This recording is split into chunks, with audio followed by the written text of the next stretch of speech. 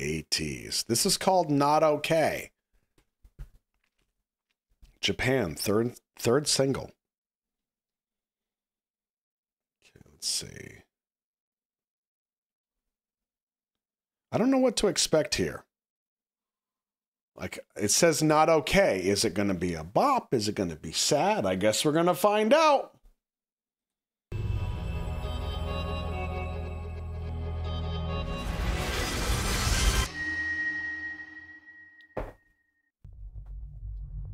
Oh, already on the screen, trauma, noun, a deeply distressing or disturbing experience, a personal trauma like the death of a child. 2, medicine, physical injury, rupture of the diaphragm caused by blunt trauma.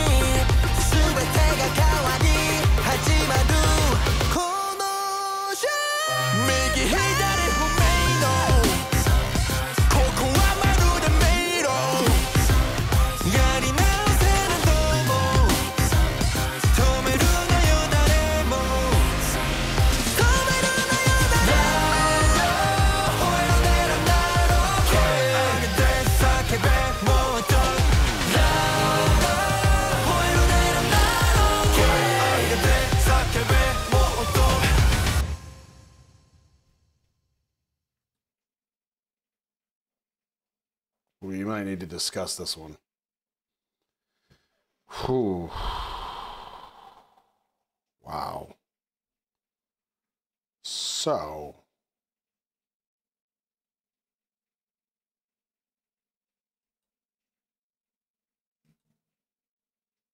my first thought, oh, Wow.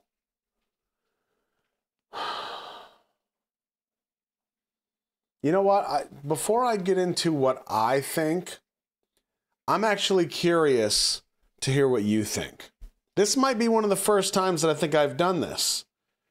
What do you think? I don't mean just like, do you think it was great, but like, what stuck out to you? Was it a feeling? Was it a theme? Do you think there was a message in there besides not okay? They're trying to tell you to be free.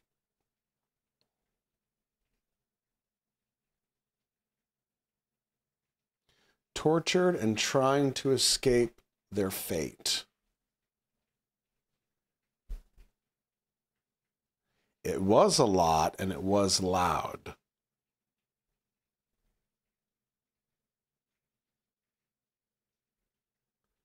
Bound by technology. Interesting. The imagery of the screens was really important. Very nice. Escape from unfeeling life. The feeling of desperation was something you really felt. Free from technology. Interesting. So I think you're kind of picking up on some of the same things I'm picking up on. I think the actual instrument took ever so slightly away from the meaning of the lyrics and MV. Squirtmert, I think you're on to something, and that's how I felt initially, but I'm going to take your comment one step further.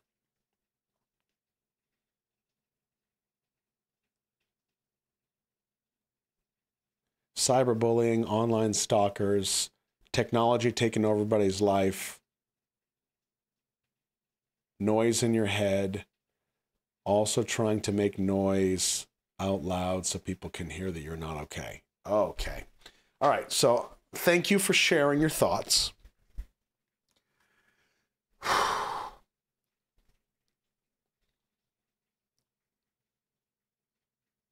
This is what I gathered from this. And I could be wrong. This is all just theory crafting. Okay. This is just what I think they're putting together here. The fact that they start this whole thing off with the definition of trauma on the screen, that's significant. Deeply distressing or disturbing experience. Okay, that's huge. When the song first kicked off musically, I was kind of taken back. I was actually uncomfortable because I couldn't quite find the rhythm. Something felt off. I was immediately discombobulated. Immediately.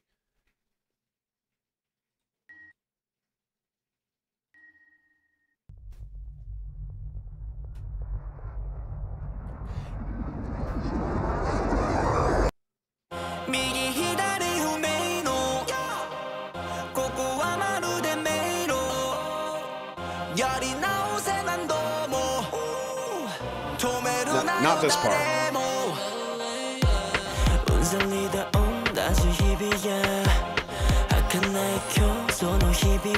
Now you can pick it up, kind of, but it's not standard. It's not a common rhythm. It's supposed to be uncomfortable.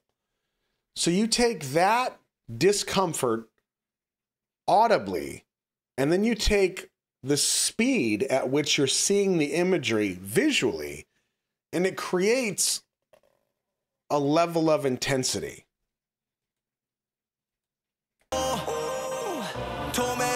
These waveforms that you see up here, okay, so we start to get the theme of technology, and it's pretty damn blunt. It is in your face.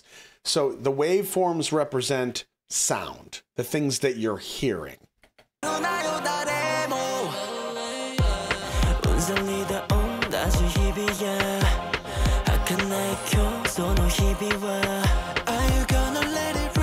When we see him in the bed with the screens that are kind of reaching out and grabbing and they won't let him go, well, there's the visual chains.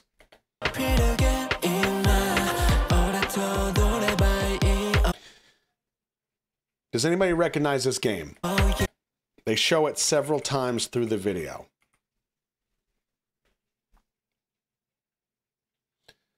Yes, this is called Go. Does anybody know the significance of this game? if we're talking about people and technology, because there is a catch here.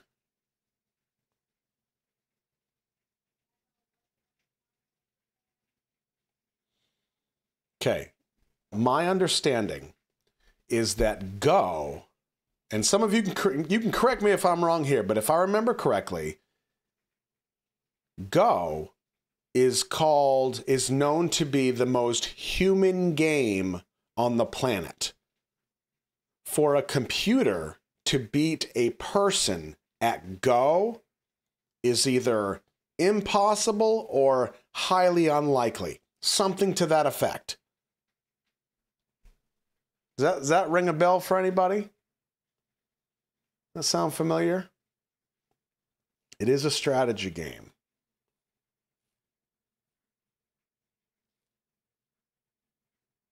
Okay. Why I think that is significant is if we're talking about technology and how it is this war, this struggle between us and technology, not like us versus AI, but our lives being taken over by technology, how we have to have our phone to survive. We need GPS, we need this, right? And it just never ends. Like you can't, once you go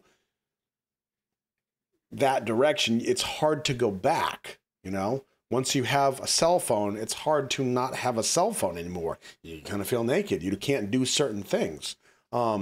So with this to me is a very clever representation of computer versus people, right? That there is a struggle happening. And again, I don't mean people versus AI. I mean the struggle between the human experience and how technology has a way of intertwining itself through our lives to a point that it's hard to get away from. That's how I interpret this. It could also be yin and yang, absolutely. Between the black and the white, can't have one without the other. Okay, I could see that. Even the fact that his watch is on the outside of his sweater, that's making a statement. That's not an accident.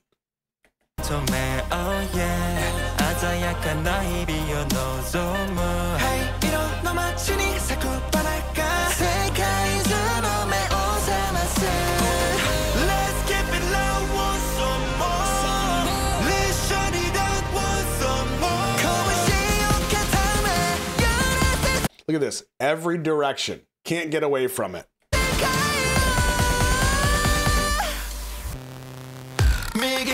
Did you catch that? It's a frame, but it's there. Right in his eye. Right there. Wake up.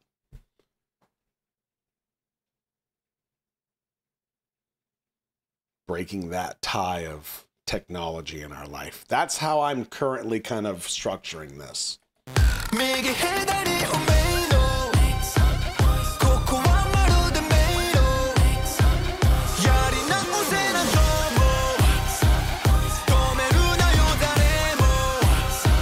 And if we're talking about social media and the online experience, I would venture to say that these actors here with the masks on that we see numerous times, kind of closing in on the group or closing in on the guys, can represent those faceless people that we experience online, that we don't actually know. They just become these faceless entities that can mobilize or bully us or stalk us, you know?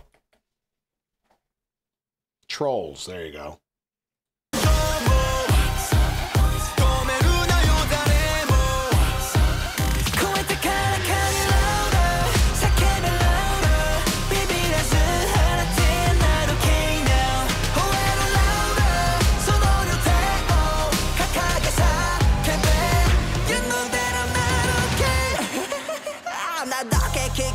This scene is brilliant.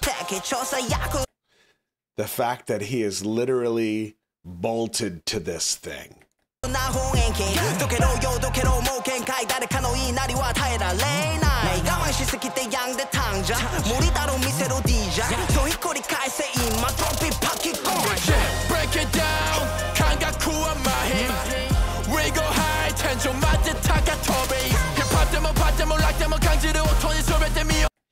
Now, some of you are talking about their experience as idols and how some of this can come into play. And I don't think that that's necessarily wrong. My opinion so far is that this is more of a relatable message to, without sounding dramatic, humankind. Like, this is a struggle that all of us face. We're not famous, but when we watch these images, when we feel these feelings, you know exactly what that feels like. You know that the human condition now, the human being, it's hard for us to break free of this. And even if it's a matter of just putting the phone down, there's still these bits of chains that grab us. And even if we're not on the phone or on the computer or online, they still affect us emotionally and mentally. And it's hard to let go of that because in your brain, you're still comparing yourself and your own life with somebody else's life that you saw on social media.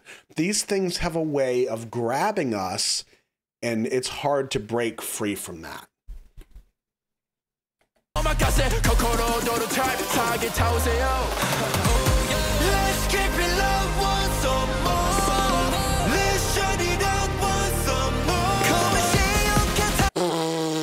That right there is the shot. That is it. Can't get away from it, bolted to it, every direction, and it will just continue.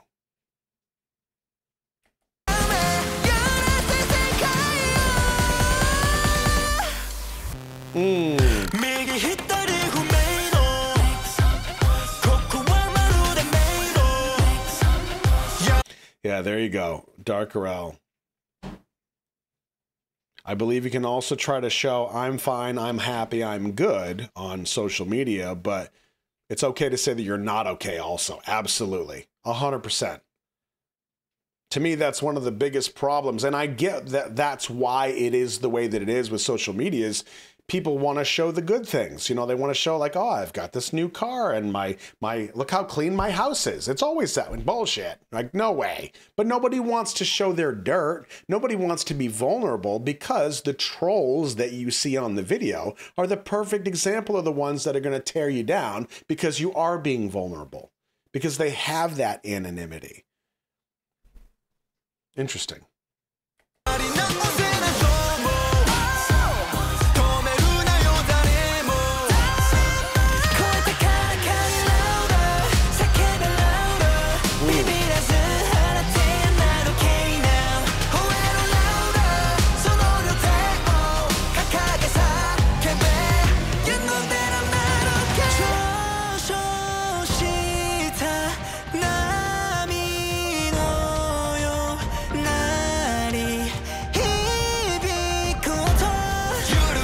All these phones showing these different words of alone and behind, like it's, yeah, I think the message is pretty clear.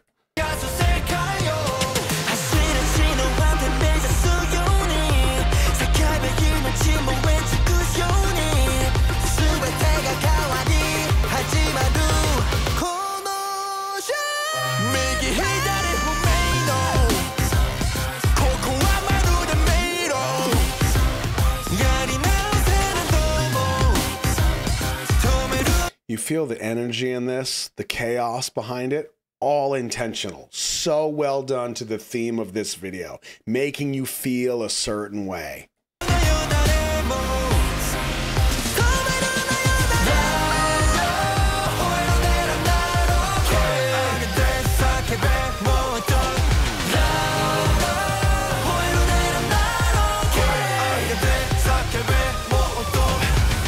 Look at that. You see that? There's a message here. Louder roar that I'm not okay. Like it's okay to not be okay and admit that. And if enough of us do it, oh, we'll be fine. We'll never be attacked again. Oh, wait a second. This is almost like saying this is something we're always going to experience. People are always going to be people. You're always going to have these adversaries that come against you. It's just the way it's going to be. So if you are helpless against that and people are going to people, the only thing you have control over is how you respond to those people, how you react to those people.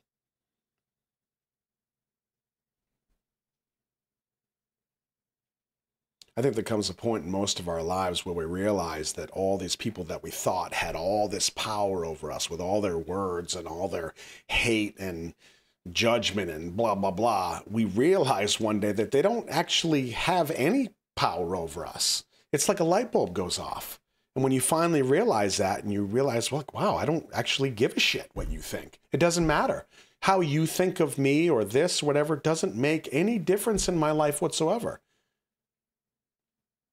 Some of us, it takes longer to learn that, and some of us, unfortunately, will never learn it. I still struggle with it. Hopefully someday it'll be an all the time thing. But to me, this video is wicked powerful. And the way that they execute it musically and visually is brilliant. If we're right with our theory about